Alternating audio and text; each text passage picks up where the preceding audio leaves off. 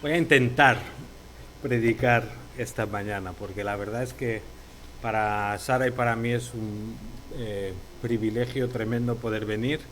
Y bueno, ya sabéis, a la mínima me pongo a llorar últimamente y pues viéndoos no podemos sino daros las gracias por tantos años de vuestro cariño, por vuestra generosidad, por cómo nos habéis apoyado aquí en Gallola y también pues como pues habéis ayudado a que podamos formarnos y ahora podamos estar sirviendo al Señor en Vilanova.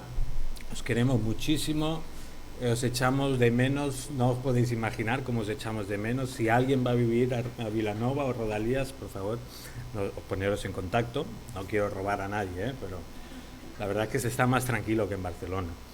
Y también deciros pues que nos cuidan muy bien en la iglesia. De momento no hemos causado ninguna crisis ni nada, así que estamos contentos. Pero bueno, hay tiempo para conseguirlo. Así que gracias a todos. Obviamente, como pastor, os tengo que dar saludos oficiales de la iglesia de Vilanova también. Os queremos mucho, somos iglesias pues hermanas, con una historia común interesante y que tenemos deseos de poder pues seguir teniendo más relación y crecer. Deciros también que he aprovechado a venir, que no están Juan y Sara. Pedro me ha dado permiso para enrollarme todo lo que quiera, como mucho 1 hora me ha dicho, y los saludos no cuentan. Así que le voy a dar ahora al tiempo, ¿de acuerdo? Entonces ya contamos. Pero bueno, es un placer estar aquí con vosotros. Os animo a que abráis vuestras Biblias en Efesios capítulo 3, Efesios 3, capítulo 3, versículos 20-21. Los leemos, oramos y empezamos. Efesios 3, 20-21. Dice así: y aquel que es poderoso para hacer todo mucho más abundantemente de lo que pedimos o entendemos, según el poder que obra en nosotros, a él sea la gloria en la Iglesia y en Cristo Jesús, por todas las generaciones, por los siglos de los siglos. Amén. Y Señor, esto es lo que queremos que ocurra en esta mañana. Queremos que tú te lleves la gloria, Señor, que tú seas pues mostrado claramente, que te podamos conocer más, que podamos amarte, Señor, y podamos seguir entregando nuestras vidas. Padre, te doy gracias por esta iglesia aquí en Gallolá, gracias por todo su cariño y su apoyo, gracias por todas las personas que llevan tantos años sirviéndote aquí, gracias por las personas nuevas también que tú sigues trayendo. Te queremos pedir que bendigas de forma especial a esta iglesia, que la hagas crecer, Señor, y que sobre todo pues pueda ser una iglesia que te glorifica. Te lo pedimos en el nombre de Jesús. Amén. El título del mensaje es La iglesia que glorifica a Dios, pero también podríamos haberlo llamado El creyente que glorifica a Dios. Y empiezo con unas preguntas. ¿Para qué existimos como iglesia? ¿Qué propósito tiene el Señor con juntar a unos cuantos cristianos en este barrio de Barcelona? ¿Tiene sentido que nos reunamos aquí en este local, que hagamos actividades, que cantemos canciones, que oremos, que escuchemos la palabra? ¿Realmente vale la pena o no somos más que pues, otro grupo social, como puede ser un casal de ajedrez, los castellers de Vilafranca, el AMPA del cole o un grupo de excursionistas? ¿Cuál es el propósito de una iglesia? ¿Y cuál es tu propósito? ¿Para qué estás aquí en la tierra? ¿Para qué el Señor te ha puesto en esta iglesia? ¿Para qué existes? ¿Cuál es el propósito de tu vida? Bueno, no hace falta estudiar mucho la Biblia para que nos demos cuenta que la respuesta a todas estas preguntas básicamente es una: la iglesia y los creyentes existen para glorificar a Dios. La iglesia y los creyentes existen para glorificar a Dios. Si vamos a Efesios capítulo 1, veremos que hasta 3 veces el Señor o el Espíritu Santo, inspirando a Pablo, dice que todo lo que hace lo hace para alabanza de su gloria o para la alabanza de la gloria de su gracia. O sea, todo lo que el Señor ha hecho desde el principio de la creación hasta el final de la creación, todo existe con un propósito. Y tú también existes con un propósito: glorificar a Dios. Ahora, ¿qué es esto de glorificar? ¿Algún joven de la sala? ¿Queda algún joven en la sala? ¿Qué significa esto de glorificar a Dios? Porque suena así muy espiritual, ¿verdad? Se nos pone cara de teólogos. Voy a glorificar a Dios, ¿no? Nos queda bonito, pero ¿qué significa glorificar a Dios? Bueno, vamos a intentar responderlo porque si no, no entenderemos el mensaje. Cuando hablamos, por ejemplo, de deportistas o de artistas famosos, podemos decir que tienen cierta gloria, ¿no? Ahora, pues, a ver, por decir algún futbolista famoso, ¿a alguien le suena a Messi? Por ejemplo, Messi os suena, ¿no? Se podría decir que como futbolista tiene cierta gloria, ¿no? Como futbolista sí. ¿Por qué tiene cierta gloria? Pues por todo lo que ha hecho en sus años como futbolista, ¿no? Lo que él ha hecho le da cierta gloria. Si pensamos ahora en un pintor o en un compositor, pensamos en Bach, por ejemplo, ¿no? Como compositor, ¿tiene cierta gloria Bach? Tiene cierta gloria, muy bonito lo que hizo, es famoso, etcétera, etcétera. Ahora, su gloria se basa en lo que él hizo, ¿no? En las composiciones que hizo, en todo eso. Cuando pensamos en Dios y pensamos en glorificar a Dios, tenemos que entender que la gloria de Dios no depende de lo que hace. La gloria de Dios no la obtiene por haber hecho una serie de cosas en la historia. La gloria de Dios es intrínseca a Él, es su propio valor natural, es glorificar a Dios, entonces es reconocer ese valor, esa gloria que Dios tiene por ser quien es, no por nada que Él ha hecho, ¿de acuerdo? Entonces, cuando hablamos de glorificar a Dios, pues estamos hablando de reconocerle como se merece, de honrarle, de darle el lugar en nuestras vidas que Él merece. Glorificar a Dios es hacer evidente esa gloria intrínseca que Él ya tiene, es mostrarla a los demás, permitir que otros la vean a través nuestro, como si fuéramos una ventana que deja pasar esa luz y esa gloria de Dios. Entonces, glorificar a Dios es como dejar pasar esa luz para que se pueda ver y se pueda apreciar la gloria de Dios. Entonces, como decíamos, la Iglesia existe para glorificar a Dios, para dejar que esa luz de Dios pueda ser vista. Ahora, ¿creéis que hay algún problema con todo este plan? Pues hay un problema, ¿verdad?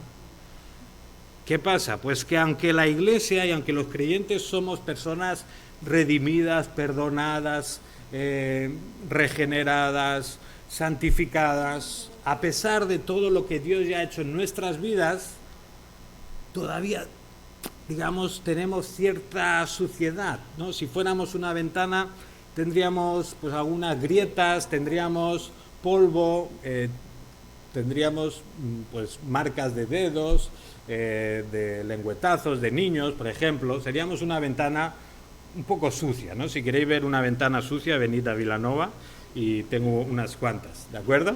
¿Qué pasa con las ventanas sucias? Pues que no dejan pasar bien la luz, ¿no? Y cuanto más sucia está la ventana, pues casi que no se puede ver nada. Entonces, ¿qué pasa? Que la Iglesia y los creyentes, pues de alguna manera todavía estamos afectados por nuestra vieja naturaleza. Todavía luchamos contra el pecado, todavía tenemos problemas que impiden que podamos reflejar, que podamos dejar pasar esa luz de Dios de una forma nítida y de una forma evidente. Nos cuesta glorificar a Dios por nuestra propia naturaleza. La pregunta entonces surge, ¿cómo podemos glorificar a Dios? ¿Cómo podemos ser una iglesia que muestra o que deja pasar esta luz de Dios? ¿Cómo podemos ser creyentes que glorifiquen a Dios de una forma y que hagamos su gloria evidente, que no haya mucho obstáculo para ver esa luz? Bueno, pues si nos centramos en Efesios 3, 20 y 21, vamos a ver tres formas en las que podemos glorificar a Dios. Tres formas en las que podemos glorificar a Dios. La primera forma en la que podemos glorificar a Dios es apelando con humildad a su poder. Apelando con humildad a su poder. Versículo 20 dice: y aquel que es poderoso para hacer todo mucho más abundantemente de lo que pedimos o entendemos. Si nos fijamos en los versículos anteriores, del 14 al 19, nos damos cuenta que Pablo está haciendo una oración en la que pide que los efesios puedan ser fortalecidos en el hombre interior, que puedan comprender la grandeza, la anchura, la longitud, la profundidad del amor de Cristo y que puedan ser llenos de la plenitud de Dios. Esta es la oración que está haciendo Pablo antes de llegar al versículo 20. Habría que preguntarse entonces, ¿por qué ora Pablo? ¿Por qué no les dice directamente a los efesios, fortaleceos, comprended el amor de Cristo, sed llenos de la plenitud de Dios? Podría dar las órdenes directamente, ¿no? En vez de pedirle a Dios que lo haga y que lo haga en los efesios, ¿no? Bueno, como para entender esto tenemos que ver qué está pasando en esta carta a los efesios. Hasta el capítulo 3, Pablo está describiendo las maravillas que Dios nos ha regalado a los hijos de Dios, está hablando de cómo nos ha amado desde antes de la fundación del mundo, cómo nos ha unido a Él a través de de la sangre de su propio Hijo Jesús, nos ha sellado con el Espíritu Santo hasta el día de la redención final, nos habla de que estamos unidos, tenemos reconciliación con Dios a través de la cruz, tenemos reconciliación entre nosotros gracias a la cruz de Cristo, y está pues eso, diciendo un montón de cosas bonitas. Después del capítulo 3, Pablo va a empezar a pedir cosas muy difíciles a la iglesia. Les va a decir, estad unidos como iglesia. Les va a decir, soportaos los unos a los otros con paciencia, con amor. Someteos los unos a los otros. ¿Te gusta someterte? A todos nos encanta someternos, ¿verdad? Me parece que no. Pues va a decir, someteos los unos a los otros. Pablo va a hacer un montón de pedidos difíciles. Entonces, ¿qué tiene que ocurrir para esas maravillas que ha explicado antes, del 1 al 3, desemboquen en todo lo que les va a pedir los capítulos 4 al 6? Pues para que todo esto ocurra, el Señor tiene que hacer algo milagroso, porque de forma natural no nos sale, ¿verdad?, someternos los unos a los otros, no nos sale estar unidos y soportarnos los unos a los otros. Tiene que ocurrir algo sobrenatural. Y eso es lo que está pidiendo Pablo al final del capítulo 3. Está orando y está diciendo, Señor, que sean llenos de la plenitud de Dios, que comprendan tu amor, que comprendan su grandeza, que los fortalezcas interiormente. ¿De acuerdo? Así que eso es lo que ocurre en el versículo 20. Entonces Pablo recuerda que Dios es poderoso para hacer todo mucho más abundante de lo que pedimos o entendemos. Pablo ora porque sabe que por muy bien que él explique las cosas, por muy claro que lo deje, Dios es el que tiene que actuar. Lo que está haciendo es decir, Señor, yo no puedo conseguir lo que quiero. Señor, yo no puedo hacer que los efesios sean una iglesia unida, yo no puedo hacer que sean una iglesia entregada y que se soporten con amor los unos a los otros. Señor, esto lo tienes que hacer tú. Y lo que estamos viendo es que Pablo, al hacer esta oración, está glorificando a Dios. ¿Cómo? Pues está simplemente diciendo que Pablo no puede conseguirlo. ¿Quién puede conseguir eso? El Señor. Dice, aquel que es poderoso para hacer todo mucho más abundantemente de lo que pedimos o entendemos. Pablo con su oración está reconociendo que él es totalmente limitado, que él no puede conseguir nada, pero que hay alguien que sí que puede, y ese es el Señor. Entonces, con esta oración, que ya lleva varios versículos haciéndolo, Pablo está glorificando a Dios porque está diciendo, tú eres el poderoso, tú eres el que puede hacer las cosas, tú eres el que puede conseguirlas, yo no puedo. ¿De acuerdo? Entonces, fijaos además en esta frase tan concreta y tan especial para nosotros, ¿no? Dice, aquel que es poderoso para hacer todo mucho más abundantemente de lo que pedimos o de lo que entendemos. O sea, no es que Dios sea simplemente poderoso y ya está. Dios es poderoso para hacer las cosas más, para hacer todo mucho más abundantemente, mucho más especial, mucho más mejor de lo que podemos llegar a pedir o a entender. Qué consuelo, ¿no? ¿Te alegra escuchar esto? ¿Te alegra pensar? Porque yo sé que aquí todos tenemos planes buenos para nuestras vidas, ¿verdad? Estoy seguro que todos le pedimos cosas al Señor, por ejemplo. ¿Quién no le está pidiendo un trabajo al Señor? Ahí seguro... Uy, perdón, eso suena mucho. Espera, me voy a poner las manos en los bolsillos, así no toco el micro. No puedo. ¿Quién no le está pidiendo cosas buenas al Señor? ¿Quién no le pide un mejor trabajo? ¿Quién no le pide, quizá, pues que sus familiares mejoren de salud? Si estás soltero, quizá le estás pidiendo una pareja al Señor. Si tu matrimonio está en problemas, quizá le estás pidiendo que el Señor ayude a tu matrimonio, ¿no? Y si contesta tu oración, pues dirás, bien. Pero es que este texto dice que el Señor puede hacer las cosas mucho mejor de lo que puedes llegar a pensar, a entender.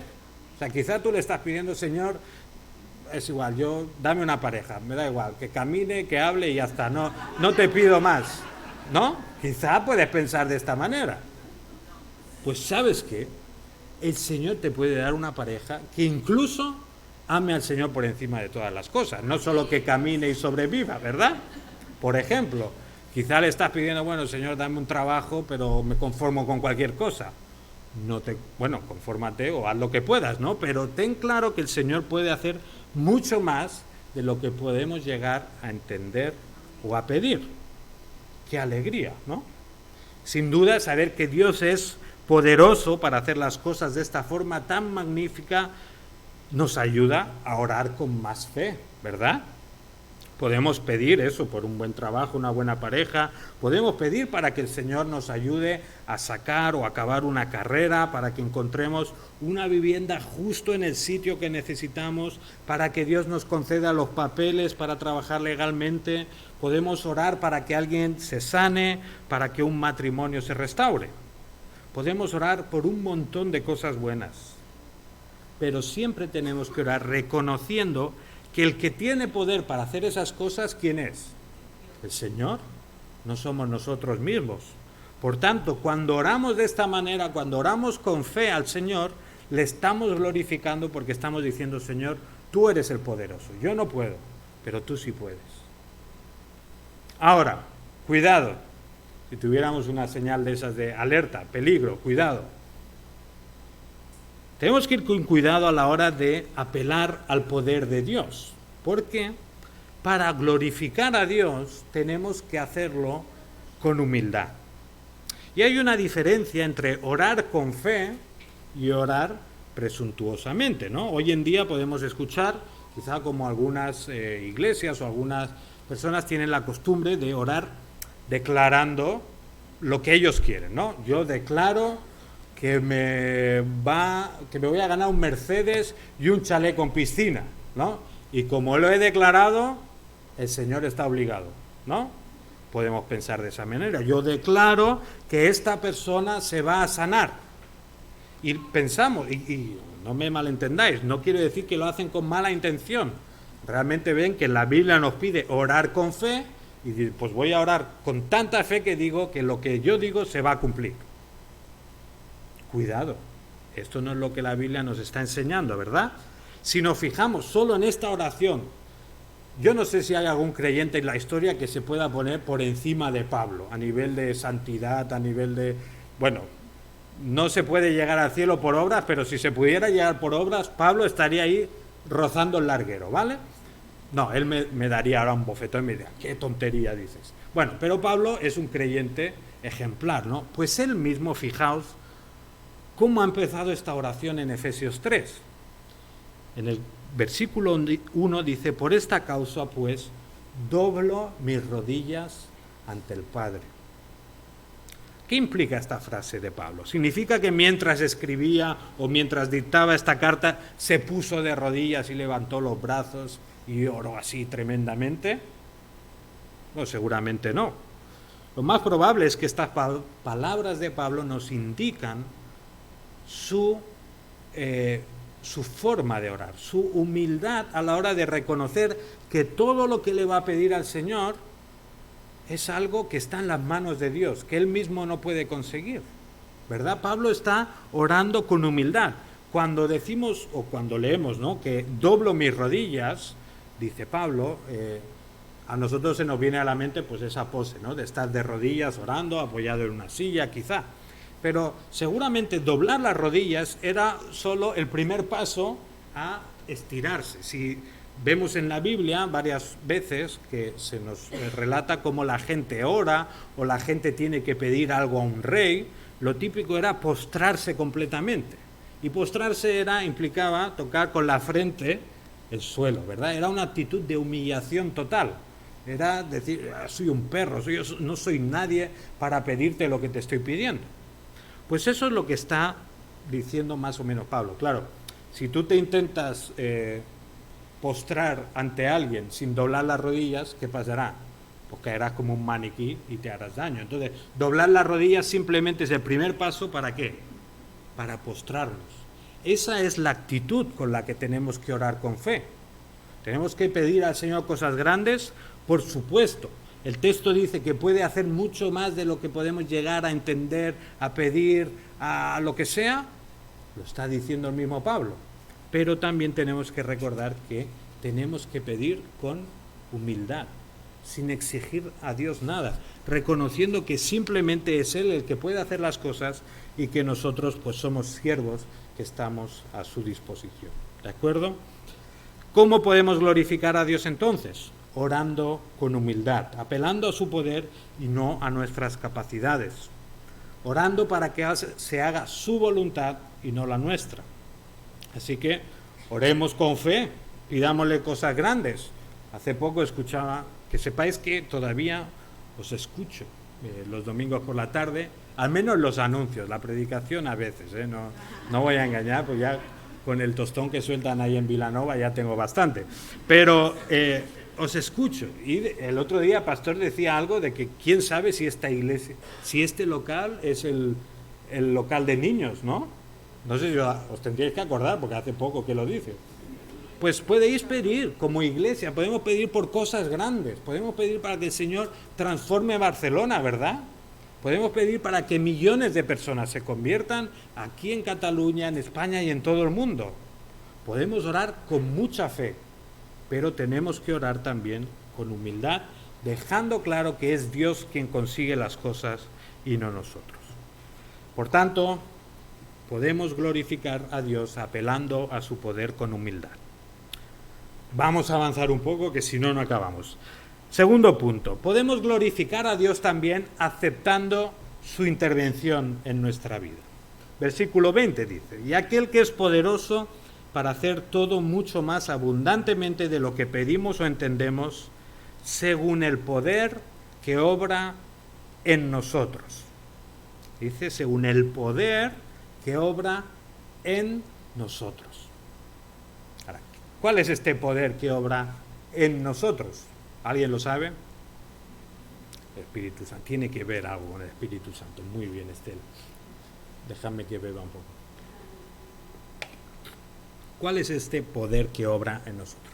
Bueno, si quieres responder una pregunta de la Biblia, el truco es mirar cerca de donde estás haciendo la pregunta. Si te vas a Efesios capítulo 1, versículos 19 y 20, el apóstol Pablo ya nos ha descrito algo de este poder que obra en nosotros. Dice así, ¿y cuál es la extraordinaria grandeza de su poder para con nosotros los que creemos, conforme a la eficacia de la fuerza de su poder, el cual obró en Cristo cuando le resucitó de entre los muertos y le sentó a su diestra en los lugares celestiales? ¿Cuál es el poder que obra en nosotros? Pues según Pablo, el poder que obra en nosotros es el mismo poder que levantó a Cristo de entre los muertos y lo exaltó hasta lo sumo. El mismo poder que cogió a Jesús en la oscuridad más profunda, en la muerte del mismo Dios, y lo elevó hasta el lugar más alto, más exaltado, hasta el lugar más especial de toda la creación. Ese poder, que es el poder más grande que existe, es el que obra en nosotros. Qué bien, ¿no? No es que hay un podercillo ahí, un angelito ahí sudando y a esta gente no hay quien la ayude, es que no tiene esperanza. No, el poder que obra en nosotros es tremendo, es el poder que levantó a Cristo de entre los muertos. ¿Qué pasaba en la iglesia de Éfeso? Pues que vivían en una situación incómoda para una iglesia, incómoda para los creyentes. Era una ciudad abarrotada por el pecado. Era un grupo pequeño dentro de un mar de gente entregada a la idolatría, entregada a la lujuria, entregada a un montón de pecados que, inundaban esa ciudad. Y el querido fundador de esta iglesia les está escribiendo, y en vez de orar para que el Señor elimine los problemas que rodean a la iglesia, oh Señor, elimina el pecado de Éfeso, elimina la idolatría, elimina las borracheras, elimina todo lo malo que hay en Éfeso. En vez de orar por eso, ¿por qué ora? Para que los creyentes se fortalezcan, para que crezcan espiritualmente, para que sean capaces de enfrentarse a ese mundo de pecado y a ese mundo que oprime a la iglesia. Y esto es importante de entender porque, cuando nosotros oramos por cosas grandes, ¿no? Oramos así con fe, ay, Señor, qué fe que tengo. Mira, voy a orar para que el Señor me dé un ático con una terraza bien grande, ¿verdad? Eso es tener fe, y más aquí en Barcelona, ¿no? Voy a orar para que el Señor me dé 20 hijos. Eso es tener fe y pocas luces, ¿no? No digo nada. Cuando oramos con fe, normalmente oramos por cosas, digamos, un poco terrenales, ¿no? Por cosas de este mundo, por cosas que, pues cuando nos muramos ya no estarán, ¿verdad? Acabamos de hablar también de parejas, de salud, pero son cosas bastante de aquí. En cambio, cuando Pablo ora, normalmente, cuando ora por cosas grandes, él está pidiendo que esas cosas grandes que él pide ocurran dentro del creyente, ocurran en la mente, ocurran en el corazón. Pablo está pidiendo por crecimiento espiritual, por comprensión de Dios, por crecer en amor, etcétera, etcétera. Pablo normalmente pide cosas grandes, pero cosas grandes que ocurren dentro de nosotros. De la misma manera, las cosas más grandes por las que nosotros podemos pedir no son cosas terrenales, ¿no? O temporales. Lo más grande que podemos pedir al Señor es que Él siga transformando nuestro interior, que nos siga abriendo los ojos del alma para conocerle mejor, que nos siga moldeando a la imagen de su Hijo Jesús. Ahora, la mayoría de aquí creo que os habéis ya comprometido esta mañana, porque hemos cantado cosas muy fuertes. No sé si te has dado cuenta, no sé si has temblado un poco a la hora de cantarlas, pero hemos cantado cosas muy fuertes. Por ejemplo, purifican, envíame el teu foc. ¿Qué esperas que pase cuando cantas eso? Por ejemplo. O hemos cantado, aquí estás obrando en mí, te adoraré. ¿Qué significa que el Señor está obrando en ti? ¿Qué esperas que pase cuando le pides a Dios que obre en ti? Si oras de esta manera, si cantas estas canciones, también triángulo de peligro, porque quizá el Señor responde a estas oraciones, quizá el Señor te hace crecer. Ahora, ¿qué suele pasar cuando le pedimos al Señor que nos haga crecer, que transforme nuestro interior, que nos haga amarle más? Por ejemplo, imaginaos que un creyente está leyendo la Biblia y de repente dice, ostras, al Señor le gusta que sea generoso con mi dinero. No lo sabía. No sé si tú lo sabías o no. Pero al Señor en la Biblia le gusta que seamos generosos con nuestros recursos, con nuestro tiempo, con nuestro amor, etcétera, etcétera. Al Señor le gusta que sea generoso. Y este creyente que es muy espiritual dice, Señor, pues te voy a pedir que me ayudes a ser más generoso. Por favor, Señor, ayúdame a compartir más de lo que tengo con los demás. Ayúdame a ver la necesidad de otros y a poder suplirla. Muy bien, hasta aquí todo perfecto, muy bonito, muy espiritual. ¿Cómo creéis que el Señor puede responder esta oración? ¿Qué creéis que es más probable? Que, por ejemplo, de repente hagas esa oración y el Señor haga y te llame el jefe a su oficina, te voy a subir el sueldo al doble. Señor, gracias. O quizá vas por la calle y te encuentras un billete de 50 euros, no hay nadie. Señor, gracias por ayudarme a poder ser más generoso. ¿Creéis que esto es probable? O, por ejemplo, ¿creéis que es más probable que si estamos orando para ser más generosos, justo ese mes se estropee la lavadora? Justo ese mes se me pincha la rueda del coche. Y dices, Señor, yo quería ser más generoso. Señor, yo quería compartir con los demás y ahora me quitas más dinero. ¿Cómo es eso?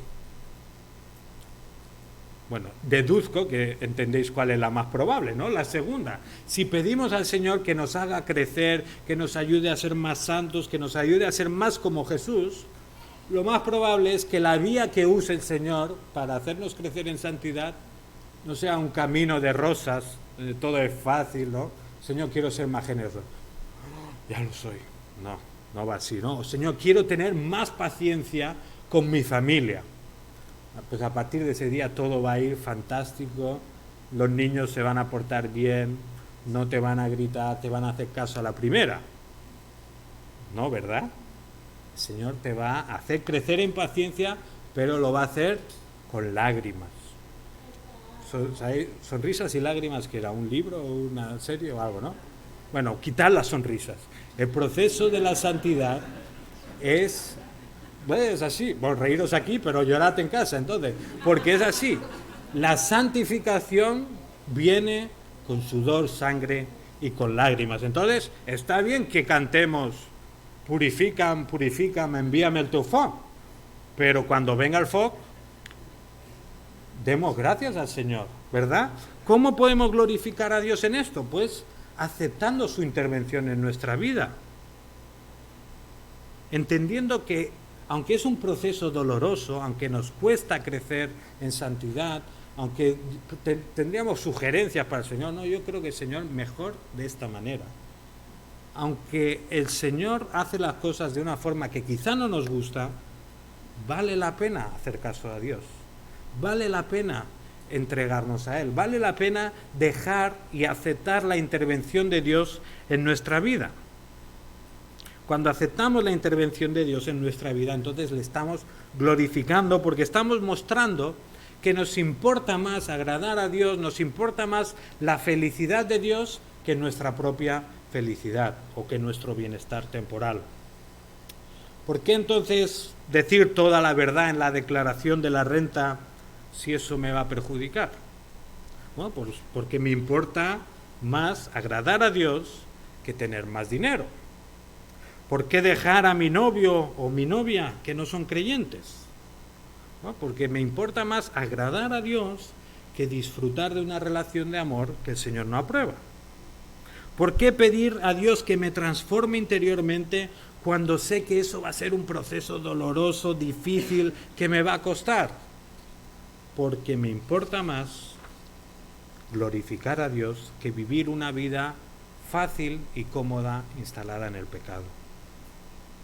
Claro, aquí alguien quizá me podría decir, bueno, Eric, esto te lo estás sacando un poco de la manga, porque yo leo este texto y aquí no veo que diga todas estas cosas, ¿verdad? Esta frase la hemos sacado solo de el poder que obra en nosotros. Y os lo acepto, lo que pasa que en Vilanova predicamos todo el libro, entonces la gente ya un poco está al tanto de lo que hemos predicado antes, lo que hemos predicado después.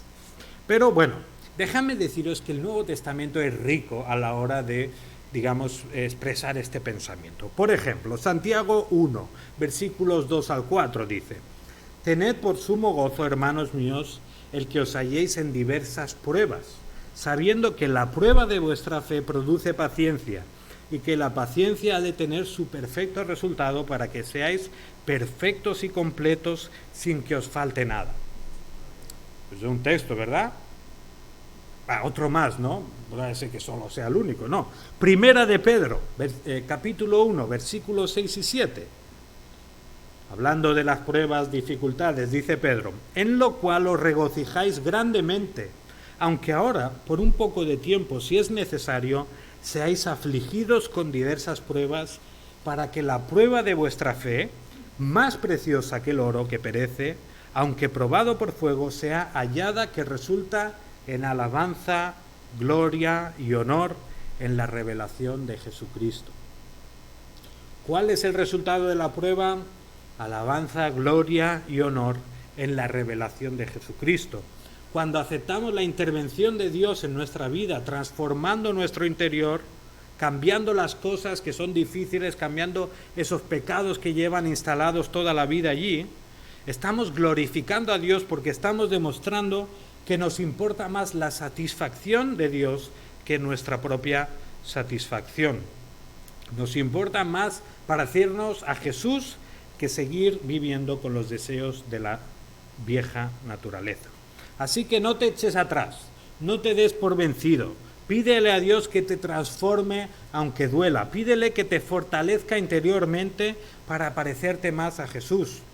No te conformes con seguir como hasta ahora. No te resignes quizá a vivir un cristianismo pobre, descafeinado.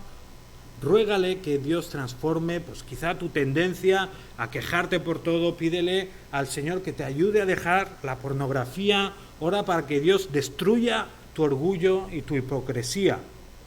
Acepta la intervención de Dios en tu vida y glorifica al Señor de esta manera. Ya hemos visto dos formas de glorificar a Dios. ¿Alguien se acuerda de la primera? Hace ya mucho rato. La primera es, y tenéis el boletín, también tenéis la chuleta, muy bien fina.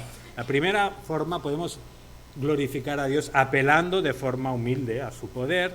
La segunda forma es que podemos glorificar a Dios aceptando su intervención. Y ahora la tercera es que podemos glorificar a Dios abrazando su diseño. ¿Qué significa esto? Bueno, versículo 21. A Él sea la gloria en la Iglesia y en Cristo Jesús por todas las generaciones, por los siglos de los siglos. Amén. ¿A alguien le parece algo raro en este versículo? ¿Hay un detalle que os llame la atención? Veo que no. O sí, o sois muy humildes. Edades y siglos. No, Fina, no es ese, pero gracias por decirlo. Habrá que... No, no, quizá edades también es interesante. Siglos, edades, bueno, está bien. No es eso. Ahora, yo os digo lo que a mí me ha llamado la atención. A vosotros que os llame la atención lo que quieran. Quizás si tenéis la Reina Valera, y no por hablar mal de la Reina Valera, no habéis apreciado este detalle porque lo dice de esta forma. A Él sea la gloria en la Iglesia, en Cristo Jesús, por todas las edades. La traducción así más literal o la que más refleja lo que encontramos en el original es, por ejemplo, la de la Biblia de las Américas. Dice, a Él sea la gloria en la Iglesia y en Cristo Jesús. En la Iglesia y en Cristo Jesús. Aquí Pablo está escribiendo una de las doxologías más maravillosas de la Escritura y de repente como que cuela la Iglesia, ¿no? Está hablando de Dios, de lo poderoso que es. Dice, a Él sea la gloria en la Iglesia y en Cristo Jesús. No sé si os llama, a mí me llamó la atención porque digo, no sé, ¿cómo puede meter ahí a la Iglesia y a Cristo Jesús en la misma frase, ¿no? Como al mismo nivel. Que sea la gloria en la Iglesia y en Cristo Jesús. Además, ¿cómo puede Pablo escribir primero en la Iglesia y después a Cristo Jesús? ¿No? ¿Quién es más importante? Jesús, ¿no? Muy bien, buena respuesta. Jesús es más importante. ¿Cómo puede poner en la Iglesia y en Cristo Jesús? Bueno, algunos comentaristas dicen pues que seguramente esta forma de escribir de Pablo fue muy escandalosa en los primeros siglos y que algunos padres de la Iglesia pensarían que Aquí Pablo se equivocó, esto fue un error o algo así, porque no puede escribir en la Iglesia y en Cristo Jesús. Eso no tiene sentido. Otros pues dicen que, bueno, podría ser, algo querría decir Pablo con esto, pero sea como sea, nos llama la atención que Cristo y la Iglesia están al mismo nivel en una frase. Claro, esto nos podría hacer caer en errores, ¿no? De concepto, como podría ser el de pues una iglesia, ¿no? Como que la iglesia manda, ¿no? Y que hay una estructura universal, como podríamos pensar en la iglesia católica romana, ¿no? Centrada ahí en Roma, que gobierna sobre todas las congregaciones del mundo y que el Papa manda y etcétera, etcétera, ¿no? ¿Está hablando ahí Pablo de eso? Pues por supuesto que no. Pero tampoco tenemos que ignorar lo que dice el texto, ¿no? Y está hablando de alguna manera que la Iglesia entra dentro del plan de Dios. Solo para clarificarlo. En la propia carta de los Efesios, Pablo ya habla de Cristo en la Iglesia, dice que Cristo es la cabeza de la Iglesia, que la Iglesia se somete a Cristo, bueno, dice muchas cosas de Cristo y la Iglesia, pero en todo momento está claro que Jesús está por encima de todo, y podríamos decirlo de esta manera: si la Iglesia desapareciera, ¿Jesús perdería algo de gloria? No, ¿verdad? Jesús sería igualmente glorioso, no perdería ni un gramo de gloria. En cambio, si Jesús desapareciera, la Iglesia, ¿qué sería? Nada, una basura, ¿verdad? No serviría de nada. La Iglesia sin Cristo lo pierde todo. Jesús sin la Iglesia no pierde nada de gloria, ¿vale? Es solo para dejar claro que son cosas diferentes. Aún así, el texto dice que a Dios sea la gloria en la Iglesia y en Cristo Jesús. Lo importante de este versículo es darnos cuenta de que Dios ha querido que la Iglesia, un grupo de seres humanos como nosotros, puedes mirar a tu alrededor, te darás cuenta que no somos, digamos, lo mejor de la sociedad, ¿verdad? No miro a nadie ahora mejor. No somos ni los más guapos, ni los más listos, ni los más simpáticos a veces, tampoco. Pero Dios ha querido que este grupo de creyentes aquí en Gallolá y el conjunto de los creyentes en toda la historia, que es la Iglesia de Dios, formen parte de su plan de glorificación. La pregunta surge, ¿cómo puede ser, no? ¿Cómo puede Dios querer tener algo que ver con nosotros? ¿Cómo puede haber Dios incluido a la Iglesia dentro de su plan de glorificación universal? ¿Qué sentido tiene este plan? Quizá nos parece raro, ¿no? Nos parece como curioso, no lo entendemos del todo. Bueno, si nos fijamos ahora en el protagonista verdadero de la historia, ¿no? Si nos fijamos en Jesús, todavía nos va a parecer mucho más raro y escandaloso y extraño este plan de Dios para glorificarse. La Iglesia es raro, pero dice a Dios sea la gloria en la Iglesia y en Cristo Jesús. Ahora, Juan 17:1, la oración de Jesús horas antes de morir, ahí con sus discípulos, dice lo siguiente, así empieza Jesús orando al Padre. Dice: Padre, la hora ha llegado, glorifica a tu Hijo, para que el Hijo te glorifique a ti. ¿De qué está hablando Jesús en este momento? ¿Qué hora había llegado? La hora de la cruz. Jesús se refiere a esa cruz, a esa hora de su sacrificio, como algo que va a glorificar al Hijo y como algo que glorificará al Padre. ¿Cómo puede ser? ¿Cómo va a traer gloria el hecho de crucificar al Hijo de Dios? La cruz era la humillación máxima, ¿verdad? La cruz era lo contrario a la gloria. La cruz era una vergüenza absoluta, era para gente horrible. En cambio, Jesús se refiere a la cruz como el momento de glorificarse. ¿Quién puede entender este plan del todo?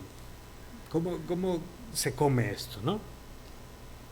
Dios ha querido glorificarse a través de la crucifixión de su Hijo. Dios ha querido crear un mundo donde su propia creación se rebela contra Él, donde su creación le insulta, le desprecia y donde Él rescata a los suyos a través del sufrimiento y castigando a su Hijo por nuestros pecados, haciendo morir a su Hijo en una cruz, siendo sepultado y resucitando al tercer día, ascendiendo a los cielos. ¿Qué clase de plan es este para glorificarse? ¿No os parece muy complicado, enrevesado, extraño? Pues quizás sí, quizás te parece incluso absurdo, ¿no? ¿Qué hace el Hijo de Dios muriendo por mí en una cruz y por mis pecados? Pues quizás no lo llegamos a entender del todo, pero lo que sí que podemos hacer es glorificar a Dios aceptando su diseño. Pues muy raro que nos parezca, lo que nos queda a nosotros no es cuestionar a Dios y corregirle en su diseño, sino que nosotros podemos glorificar a Dios abrazando sus planes y su diseño. Aunque no lo podamos entender perfectamente y no podamos atar todos los cabos, podemos glorificar a Dios confiando en que sus planes son perfectos. Ahora, ¿sabes qué es más raro todavía en este plan de Dios? Que para Dios no somos simples instrumentos, ¿no? O somos robots que le glorifican y ya está. No somos como cubiertos de, usar y tirar y ya está, hasta otra. En la oración de Juan 17 también Jesús acaba diciendo lo siguiente: Padre, quiero que los que me has dado estén también conmigo donde yo estoy, para que vean mi gloria, la gloria que me has dado, porque me has amado desde antes de la fundación del mundo. Esa gloria que Dios tiene es algo que quiere que disfrutemos juntos. Dios quiere tener una relación contigo. A pesar de nuestro pecado, a pesar de que somos penosos, Dios quiere tener unión con nosotros. Jesús estaba orando para que los que eran suyos, que estuvieran luego con Él compartiendo su gloria. Qué bien, ¿no? ¿Te escogerías a ti mismo como compañero de piso? Tú te conoces bien. ¿Te gustaría pasar la eternidad contigo mismo? Quizá no eres la persona más agradable del mundo, quizá si eres como yo, pues eres un poco áspero, ¿no? Un poco pesado a veces. ¿Qué más me dices, cariño? No, al revés. No, es broma. Pero sí, tampoco es que sea el más agradable del mundo, pero, digamos, ni siquiera nos soportamos a nosotros mismos muchas veces, ¿verdad? Pues aquí tenemos que Jesús está orando a Dios pidiéndole, por favor, que los míos estén conmigo para siempre. ¿No tienes ganas de estar con Jesús para siempre? Yo sé, yo tengo una vida estupenda y muchos de vosotros también, pero es que es incomparable, ¿verdad? Pues aquí tenemos Jesús pidiéndole al Padre, por favor, que los míos estén conmigo para siempre. Entonces, quizá nos parece raro que todo esto forme parte del plan de Dios para glorificarse, pero es lo que hay. Es el diseño que Dios ha hecho, es lo que Dios ha querido y ha demostrado en su palabra. Así que cuando leemos que a Él sea la gloria en la Iglesia y en Cristo Jesús, pues podemos glorificar a Dios reconociendo que su plan es perfecto, que la Iglesia juega un papel importante y que los creyentes formamos parte de ese diseño.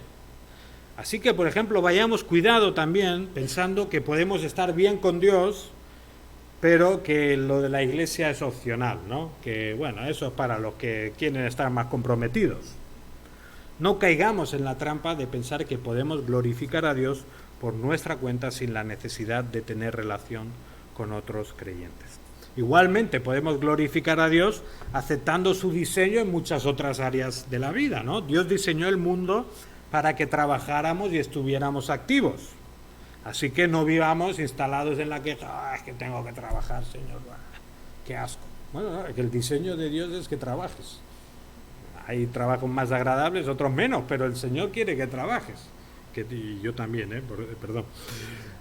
Así que abracemos su diseño. Igualmente, ¿no? Quizá hoy en día tan cuestionado el tema de la sexualidad. Bueno, Dios ha diseñado que el sexo es para el matrimonio y que el matrimonio es para un hombre y para una mujer.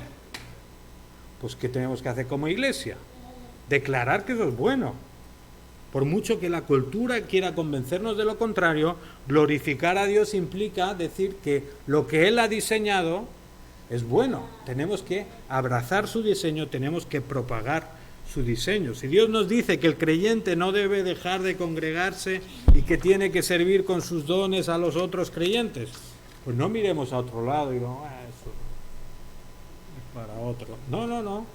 Abracemos el diseño de Dios. Acabamos, ya casi, acabamos. Hemos visto entonces 3 formas en las que podemos glorificar a Dios como iglesia y como creyentes. Podemos glorificar a Dios apelando con humildad a su poder, podemos glorificar a Dios aceptando su intervención en nuestra vida y podemos glorificar a Dios abrazando su diseño. Así que te animo a que vivas para la gloria de Dios. ¿Es más trabajo? Sí, no engañemos a nadie. ¿Es más trabajo vivir para la gloria de Dios? ¿Es más difícil? También es más difícil vivir para la gloria de Dios. ¿Vale la pena? Por supuesto que sí, vale la pena. Has sido creado por Dios para glorificarlo y hasta que no te entregues a ellos vas a perderte lo mejor que puedes hacer con tu vida. Imaginaos que se hace un sorteo para ir a la luna. ¿A cuántos os gustaría ir a la luna? Algunos ya están en la luna hace rato, pero ¿a cuántos os gustaría ir de verdad a la luna? A mí me gustaría. Bueno, imaginaos que la NASA hace un sorteo en todo el mundo para un viaje gratis a la luna. Y te toca. Qué bien, ¿no? Entonces, vas hasta allí, hasta la sede de la NASA, vas con el coche, aparcas, subes para la luna y tal cual llegas a la luna, pisas ahí y dices, ¡ay! He cerrado el coche. Y te pasas las 6 horas en la luna pensando, habré cerrado el coche, ¿no? Es que he dejado el móvil allí. ¡Ay! Imaginaos qué absurdez, ¿verdad? Estás ahí en la luna, puedes contemplar el universo, puedes ver, bueno, unas cosas gloriosas. Y estás allí pensando en la tontería de si has cerrado el coche. Pues lo mismo pasa cuando no vivimos para la gloria de Dios. Podemos distraernos con 1.000.000 de cosas que este mundo nos ofrece, pero el llamado que Dios ha hecho a la iglesia y a los creyentes es el llamado más grande que existe. Tenemos y debemos vivir para la gloria de Dios. Así que te animo que disfrutes del privilegio de vivir para la gloria de Dios. Aunque sea un llamado tan elevado, tan difícil, no lo desperdicies. Vive tú como creyente, vivamos juntos como iglesia para la gloria de Dios. Señor, te damos las gracias, Padre, porque eres un Dios maravilloso, eres un Dios que nuestras mentes casi no pueden, y no pueden realmente alcanzar a comprender. Pero eres un Dios que sí que te has revelado en tu palabra y eres un Dios que podemos conocer. Y por eso te damos las gracias, Señor. Y sabemos que a pesar de que somos pecadores, a pesar de que somos torpes, Señor, en nuestra forma de hablar, en nuestra forma de amar, sabemos que tú tienes un propósito para nuestra vida y que nos has creado para glorificarte. Señor, así que ayúdanos a vivir siempre con esa meta. Ayúdanos a dejar todo lo que este mundo nos ofrece para concentrarnos en glorificarte, Señor. Ayúdanos en todo momento a apelar a tu poder, a orar con fe. Ayúdanos también a aceptar la transformación que tú puedes hacer en nuestras vidas, aunque duela, aunque cueste, Señor, pero cámbianos, no nos dejes como estamos. Y sobre todo, pues también, ayúdanos a abrazar tu diseño, Señor, a abrazar tu palabra, todo lo que en ella dices, Señor, que lo podamos creer, lo podamos cumplir. Y Padre, pues que sigamos caminando firmes hacia esa meta, que es estar contigo un día, disfrutar de tus glorias y compartir una eternidad contigo, Padre. Gracias, Señor, por haber mostrado tanto amor por nosotros. Bendice a esta iglesia, Señor, te lo pido en el nombre de Jesús. Amén. Disculpadme.